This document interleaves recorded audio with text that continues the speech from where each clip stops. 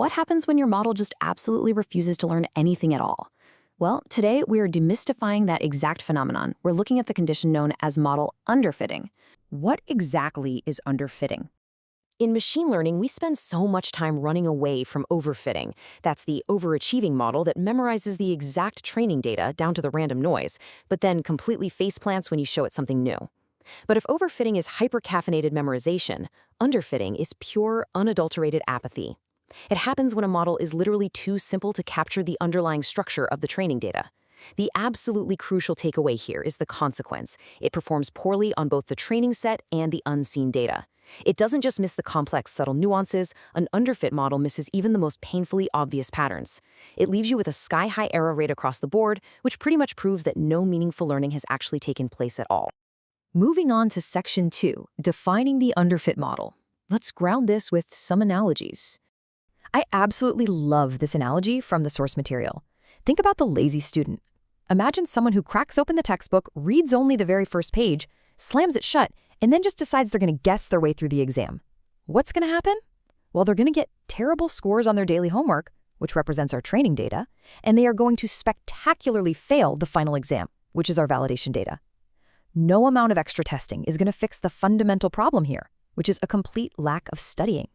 The model, just like that lazy student, simply hasn't put in the work to learn the material. Now let's switch gears to a geometric metaphor. Imagine a set of data points plotted on a graph, and they follow a very distinct, clear U-shape curve. Got it? Okay, now imagine trying to fit a standard, rigid linear model, a perfectly straight line, to that U-shape. It literally just can't bend. The straight line is fundamentally inflexible. It's going to completely miss the curve, giving you a massive margin of error everywhere. It fails on the points it's already seen, and for sure it's going to fail in any new points you try to introduce. Let's look at these two concepts side by side to really cement this idea. You've got the lazy student completely failing both the homework and the final exam, and you've got the straight line, missing that U-curve everywhere, leaving you with huge errors on all the points. Putting these together highlights something vital. An underfit model is fundamentally inflexible and totally unprepared. It just doesn't have the capacity, whether that's due to its mathematical architecture or the way it was trained, to actually capture the reality of the environment it's trying to model. All right, Section 3, the learning curve signature. How do we actually spot this disease out in the wild? Now, what's really interesting here is when we compare the vital signs of different models to reach a diagnosis. Think about an ideal scenario. A good fit has low training loss, say 0.1, and a low validation loss, maybe 0.12. Perfect. Now consider overfitting.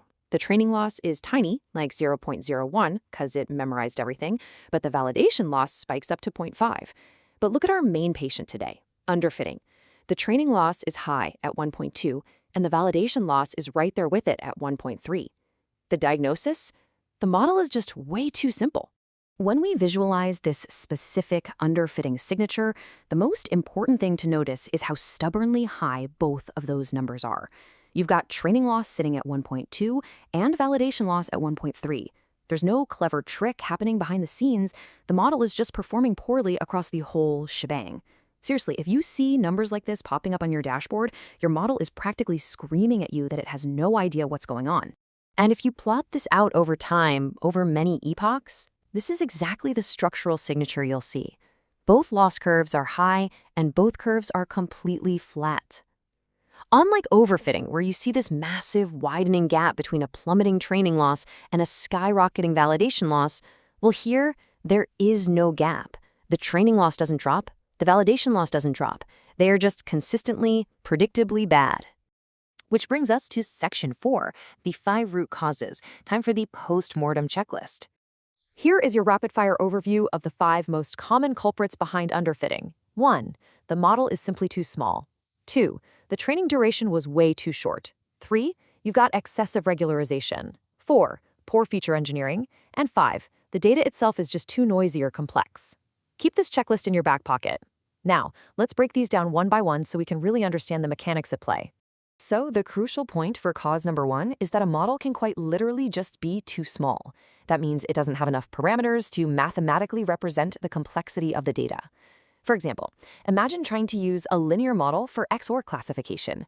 XOR logic gates require a non-linear boundary to separate the classes. A basic linear model simply does not have the internal maths to draw that boundary.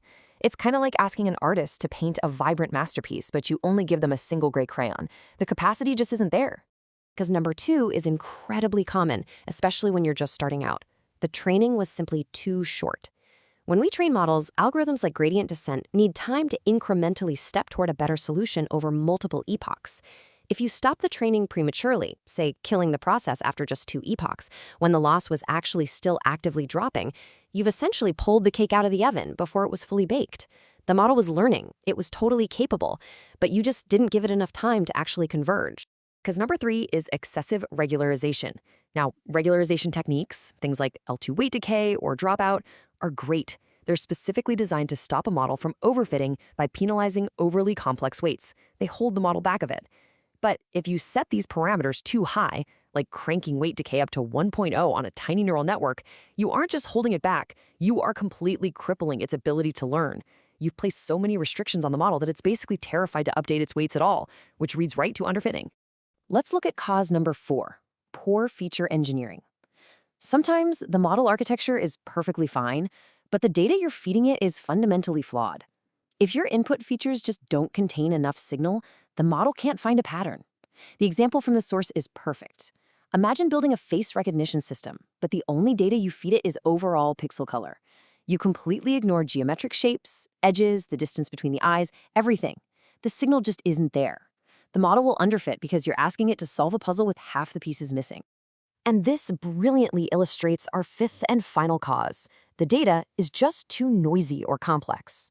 Sometimes the relationship between inputs and outputs is so wildly nonlinear or honestly just entirely random that no model could ever learn it. For instance, imagine trying to predict the stock market price based purely on the local weather data.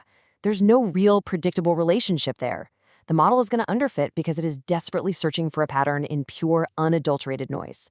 You just can't model a relationship that doesn't exist.